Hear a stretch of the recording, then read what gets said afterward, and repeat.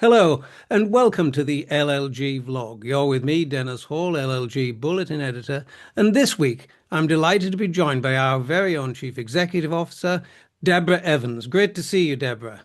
Thank you, Dennis. It's wonderful to be here. So, what are we talking about today?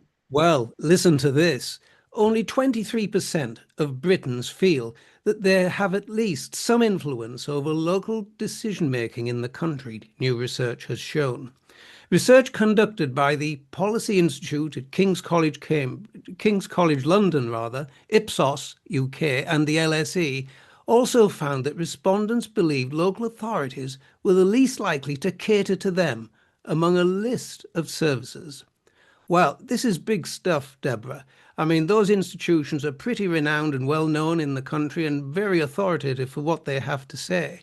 So when the public was asked which services from a list of 19 were least likely to prioritise their interests, local councils were the most frequently chosen answer, selected by 28% of people.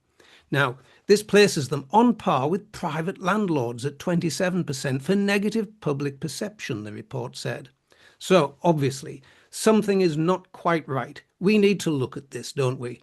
What can we, or what can you as lawyers do to avoid negative and damaging perceptions like this? So that's what we're going to look at today, Deborah. That sounds very important to me, Dennis. This is a bit like the State of the Nation report of are they Indeed. trusting local democracy and indeed national democracy or not? And we know there's been a decline in that over recent years. So I think let's just have a look at what the survey says exactly. Now, I think they looked at over 2,000 people that were all age Mm. 16 and above and found that the majority of the public, 54%, really feel that they're powerless to change things in Britain. Um, and people also feel that they've got no influence at all locally and no ability to influence local decision making. Mm.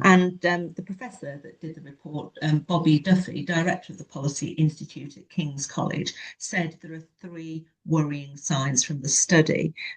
First, there's this decline in the sense of control that people feel, including over even whether getting involved in politics can change things. And secondly, there are certain groups that have particularly high feelings of powerless. Interestingly, one of those is the group that chooses not to vote. That strikes me as a little bit Yeah, chicken egg. You don't vote, you're not going to have any influence, but feeling that yeah, it's not worth voting yeah, is really what this indicates. yeah. There's quite a lot going on there. And Dennis, what was the third point? Just remind Well, me. yes, this is fascinating, Deborah, isn't it? The third point that was made was that we've seen a collapse in belief that public services are ready to listen to complaints, halving since 2002. We know that how services respond when things go wrong is a key element of delivery, which is a major focus for the current government. But this study shows, Deborah, how difficult a task they face in convincing the public that services can actually deliver. Now, what other comments have been made about this report? Well, Trini Tu, Managing Director of Public Affairs at Ipsos, said this study captures more than just a snapshot of dissatisfaction. It reveals a dangerous erosion of the connective tissue, she describes, between the British people and the institutions that are designed to serve them.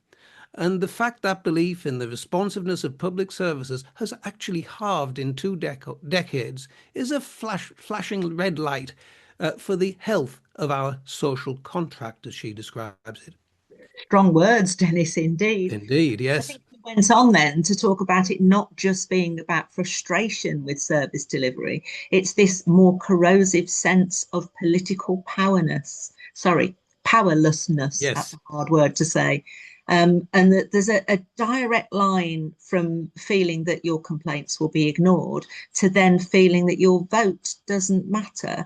And the challenge that this presents is absolutely immense. So, how can any meaningful reform of public services succeed if the very people that these services are here for have already lost faith that anyone is listening? So, obviously, there needs to be a concerted effort to rebuild trust at every level, from the local council right up to the national stage. Else, we will basically spiral further into public disengagement. And this will make local government more difficult to run and could fundamentally weaken the democratic legitimacy that all our public institutions rely on.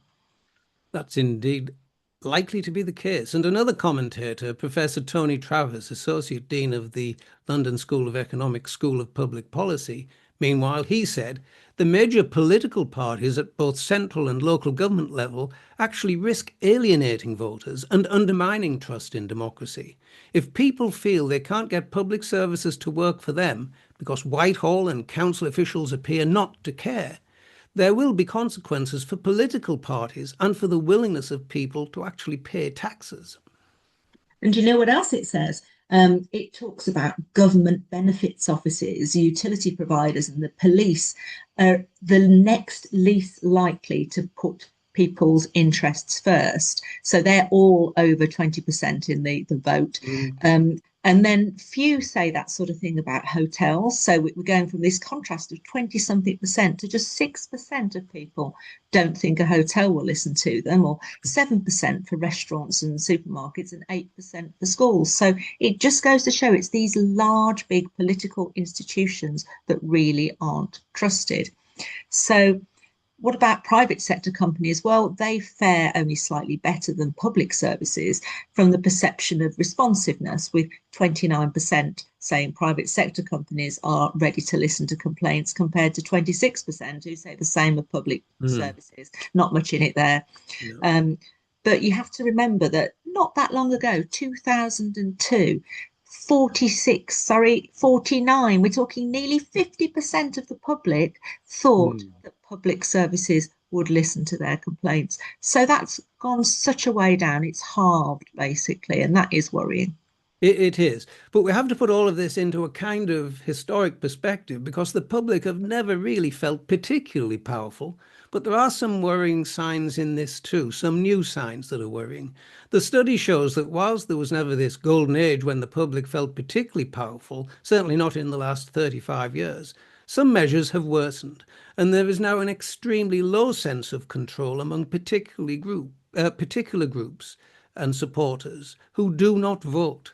And turning to political involvement, we previously noted this, 1 in 4 people now agree that when they get involved in politics, they really can change how the UK is run. And that's down from 1 in 3, 32%, back in 2018. Some supporters are split on whether they can change how the UK is run through the involvement in politics.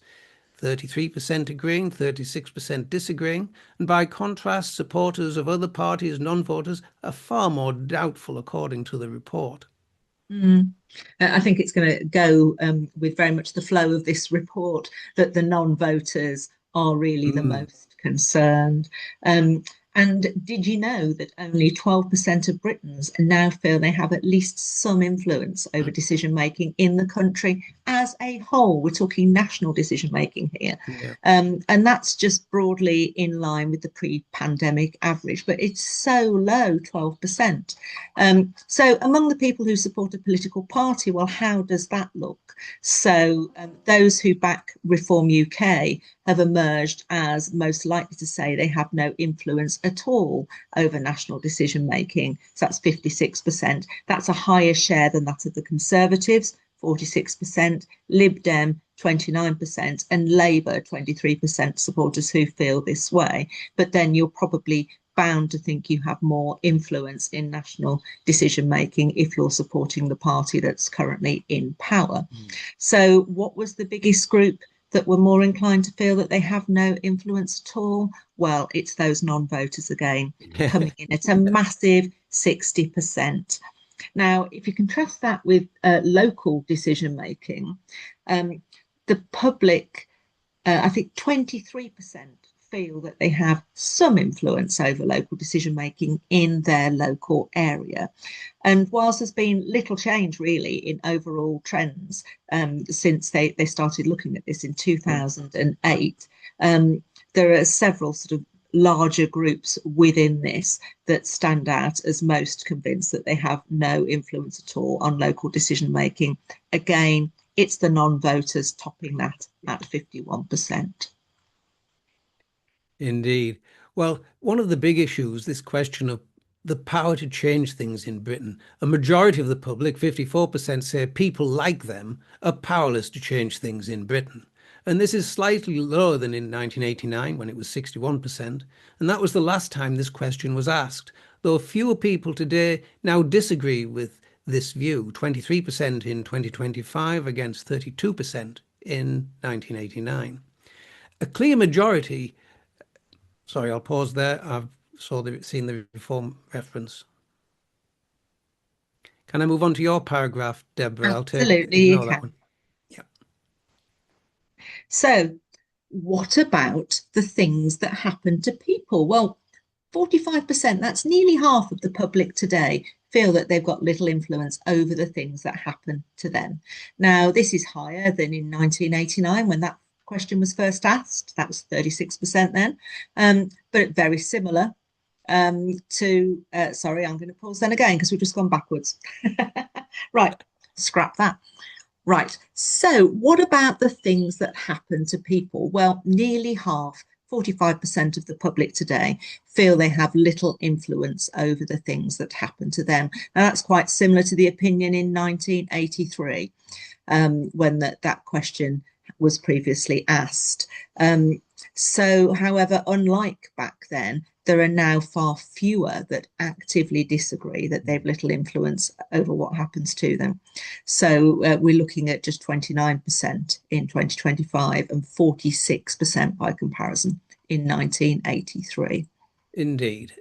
Piles of statistics there, Deborah. Lots of interesting things for us to learn from. But I suppose we mustn't end without asking ourselves the question, what should local government lawyers do? Well, I don't think it's all that bad from our perspective. There are things we feel our members can address. And indeed, here at LLG, if you remember, Deborah, we've already looked at this. Can you remember that a conference panel a couple of years ago, led by Manisha, our EDI director, looked at this whole question of behaviors of lawyers, the routines that they're involved in, the decisions that they make that involve engagement with the public. And at that time, we'd already looked at this question of and considered reviewing an approach to dealing with the public and how lawyers should deal with communities when they're exercising decision making on behalf of local authorities. What do you think? Well, I think that decision making is a skill. You have to Mm. involve others who are affected by your decisions. So, this is all about community Yes. empowerment, which is a very hot topic right now. So, if you're listening today, have you got examples where consultation with others has changed your mind or changed your advice? Are you reading the behaviour, the literacy, and the language that's presented before you? Do you have those skills? Are you projecting yourself in a way that you're going to be understood, receptive, authoritarian from the point of view of having status, but not in a command and control sort of way, but also flexible?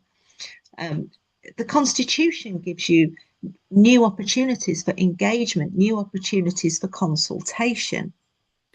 Indeed, Deborah. And I think all of that is wise advice. And I'm sure that the themes that underpin the report today that we've been looking at will feed through to our programs in the coming weeks and months, because it's an important report here. And there are some things that need to be addressed, not just by local government lawyers, of course, but everyone who's working within our sector and where they engage with communities as part of their work. And perhaps this might generate a debate that can usefully go forward on our LLG forum page. What can you do is the question to prevent people in your area from feeling powerless to change things. So thank you for watching. Thank you indeed, and talk soon. Bye.